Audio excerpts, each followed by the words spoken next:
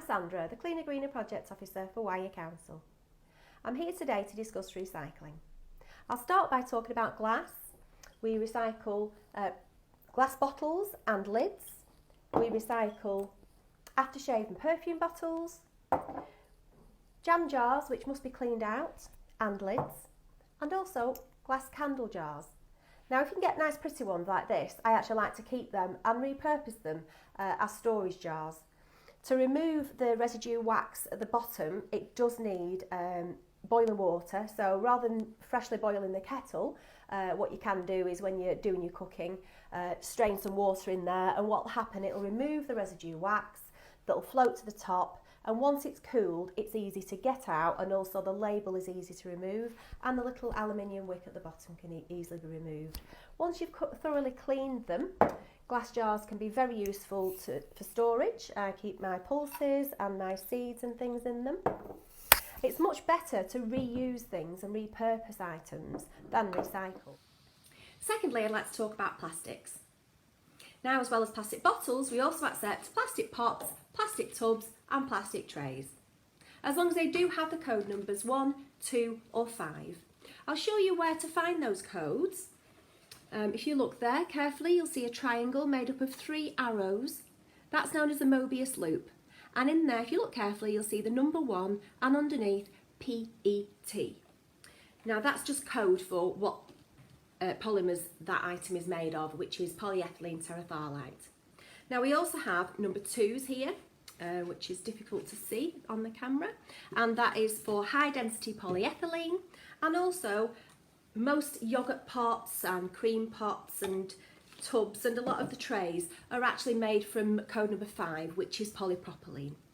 All these items need to be washed and squashed to enable plenty of space within your red lidded recycling bin for 4 weeks worth of recycling. There are some metals that we can recycle from home as well. Now here I have some examples of steel cans. They just need to be rinsed out, and I also like to take the paper labels off these, and as long as it's clean, the paper labels can go into the blue bin. I also have some examples of aluminium. Now I've got drinks cans, they can be squashed down quite nicely. Aerosol cans can go in as they are. This is an aluminium tray which was once a ready meal tray. I've used it for that purpose, and I've used it since as a roasting tray, which was quite handy.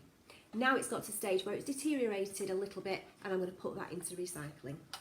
I also have some aluminium foil which has been used, cleaned and then scrunched up small, and that also can go into the recycling. And here I've got some foil trays. Again, wash them out and squash them down. I'd like to take this opportunity to mention contamination within the paper and card waste stream. Paper and card collections should just simply be clean paper and clean card. Unfortunately, people have been putting the wrong things in there. Jiffy bags cannot be recycled.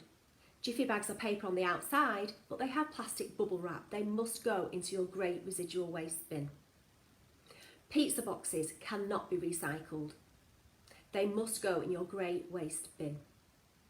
They are often lined with grease, with food residue, and sometimes even the plastic pots with the dip in. They must go in your grey residual waste bin. Lastly, we've got drinks cartons. Now drinks cartons do have an element of cardboard, but that cardboard is protected by a foil and plastic lining to make them waterproof. So they can be actually recycled if you take them to your local tip, your HWRC. They can be, if you rinse them out first, collapse them down and take them to the tip, they can be collected there and they go on to make other products. But at this moment in time, they cannot be going into your blue bin or your red bin.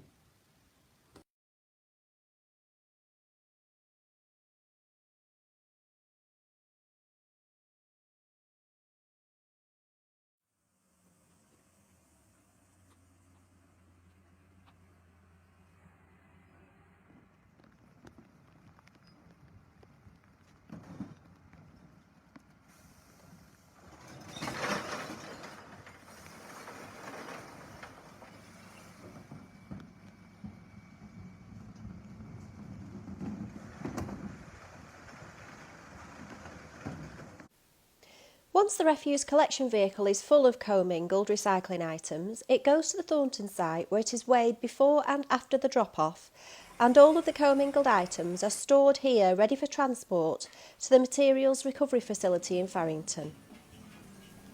Here, items which could damage machinery are being removed by hand before going through more than a dozen more sorting processes. This is a trommel which removes all glass items and breaks them down. All other items then pass under a very strong magnet. This removes all ferrous metals.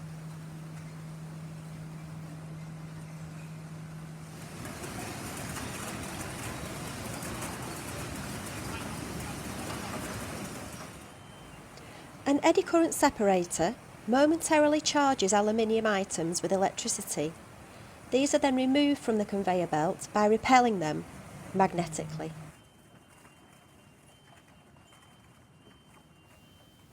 The different polymers and all plastic items are identified using an optical sorting process, whereby many lasers are programmed using different frequencies to detect particular polymers. Then instantaneously a jet of air removes it from the conveyor belt and redirects it onto another.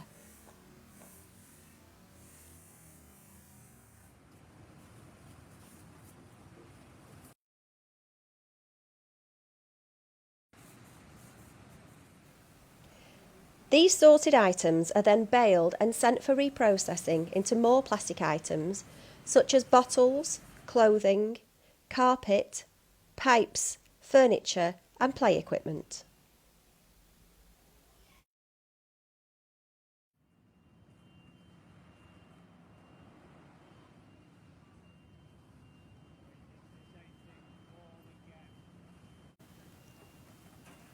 Unfortunately, there are many non-recyclable items which end up in the red bins. Plastic sheeting and heavy metals are extremely harmful to the equipment.